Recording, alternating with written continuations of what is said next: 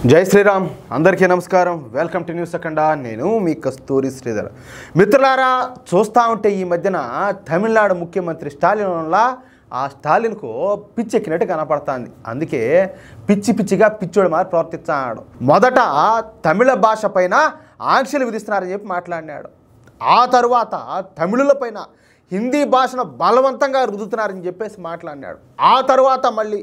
నియోజకవర్గాల పునర్విభజనలో దక్షిణ భారతదేశానికి అన్యాయం జరుగుతుందని చెప్పేసి మళ్ళా మాట్లాడినాడు ఇప్పుడు కొత్తగా ఇంకొక విచిత్రమైన పని చేశాడు అదేదో చెప్తా చూడండి కాస్త జాగ్రత్తగానండి ఓకేనా శుక్రవారం రోజున తమిళనాడు ప్రభుత్వం బడ్జెట్ను ప్రవేశపెట్టనున్నదన్నమాట ఈ బడ్జెట్లో ఇప్పటి వరకు రూపాయి సింబల్ ఉంటుంది ఆర్లాగా ఇట్లొచ్చి ఉంటుందన్నమాట రూపీ సింబల్ ఈ రూపీ అనే లోగో స్థానంలో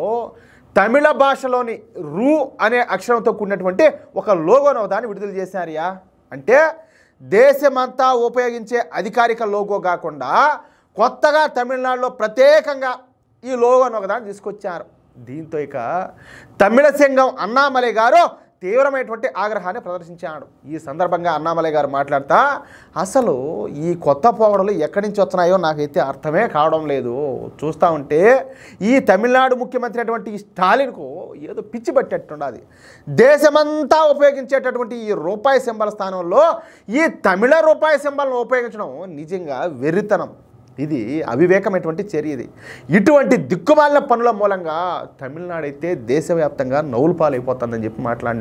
మాట్లాడేది కాదు ఆవేదన వ్యక్తం చేశాడు నాయన ఇదంతా మన తమిళనాడుకి ఇది అవమానం రా స్వామి నువ్వు చేసేటటువంటి పొరంబోక సమాసాలు పొరంబోక ఆలోచనలన్నీ కూడా ఈ మన రాష్ట్రానికి లేనిపోని తలవంపులన్నీ తెచ్చాయని చెప్పేసి ఆయన బాధపడినాడు ప్రస్తుతం దేశవ్యాప్తంగా అమలవుతున్నటువంటి రూపాయి లోగో ఏదో ఇప్పుడు కొత్తగా ప్రవేశపెట్టింది అయితే కాదు ఏమే ఈ లోగోను 2010లో ప్రవేశపెట్టినారు అప్పటి కాంగ్రెస్ ప్రభుత్వమే ఈ లోగోను ప్రవేశపెట్టింది ఇందులో అప్పటి కేంద్ర ప్రభుత్వంలో ఈ డిఎంకే పార్టీ కూడా భాగస్వామిగా ఉన్నదన్నమాట అంటే మీరు తయారు చేసినటువంటి లోగోనే మీరు ఇప్పుడు తిరస్కరిస్తున్నారని చెప్పి మాట్లాడినాడు పైగా ఈ లోగోను తయారు చేసిన వ్యక్తి పేరు వచ్చేసి ఉదయ్ కుమార్ ఈ ఉదయ్ కుమార్ ఎవరో తెలిసిన ఈ ఉదయ్ కుమార్ తండ్రి వచ్చేసి డిఎంకే పార్టీ ఎమ్మెల్యే కనీసం ఆ విషయమైనా స్టాలిన్కు గుర్తుండదో లేదో అర్థం కావడం లేదు ఇప్పుడు Tamil Nadu planning commission executive vice chairman మాట్లాడుతా రూపాయి సింబల్ అనేది దేవనాగరి స్క్రిప్ట్లో ఉంది కాబట్టి ఆ లోగోను తీసివేసినామని చెప్పి చెప్తున్నారు కానీ ఆ లోగోను మొత్తం భారతదేశం మొత్తం కూడా అంగీకరించింది ఏమే అంతేకాదు తమిళనాడు ముఖ్యమంత్రి స్టాలిన్ తండ్రి అయినటువంటి కరుణానిధి కూడా ఈ లోగోను అంగీకరించాడు కానీ స్టాలిన్ మాత్రం ఈ లోగోను వ్యతిరేకిస్తున్నాడు అంటే తండ్రి ఏమో అంగీకరించాడు కానీ కొడుకేమో వ్యతిరేకిస్తున్నాడు దీనినే దిక్కుమాలినటువంటి రాజకీయం అంటారంటూ అన్నామలై ఈ తమిళనాడు ముఖ్యమంత్రి స్టాలిన్ పైన నిప్పులు జరిగినాడంటే మెంటల్ ఏమరా స్వామి అన్న మెంటల్ హాస్పిటల్ కన్నా పోతే బాగుంటుంది నాకు ఒకటి అర్థం అవుతుందియా ఈ విధంగా అంటే వీళ్ళ స్వార్థం కోసం ఎవరెవరైతే ప్రజలను తప్పుదోవ పట్టించే ప్రయత్నాలు చేశారో ఇప్పుడు ఈ స్టాలిన్ కావచ్చు అంతకుముందు ఒక ఆయన కదా భయంకరమైన హిందువా ఆయన కావచ్చు ఇట్లాంటి వాళ్ళు చాలా మంది ఉన్నారు సరే ఇంకా పేర్లు ఇప్పుడు అన్నీ చెప్పాలంటే చాలానే వచ్చాయి వీళ్ళు ఏంటంటే వాళ్ళ చేతగానితనాన్ని వాళ్ళ అసమర్థతను వాళ్ళ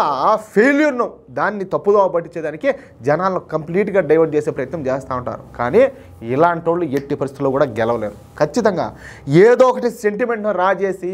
ఆ సెంటిమెంట్ తోటి మళ్ళా గెలిచి ఏదో పాపం గడుపుదాం అనుకొని వీళ్ళు అనుకుంటూ ఉంటారు కానీ ప్రజలైతే మెట్టుతో కొట్టేట్టు వీళ్ళకు బుద్ధి వచ్చేటట్టు సమాధానం చెప్తారు ఓట్లతో అర్థమవుతుందా లేకపోతే ఏందిరా స్వామి ఈ మెంటల్ చేష్టాలు ఏంది ఈ ఆలోచనలు ఏంది కర్మరా నాయన దరిద్రం రా స్వామి ఏందిరా నాయన ఇదంతానా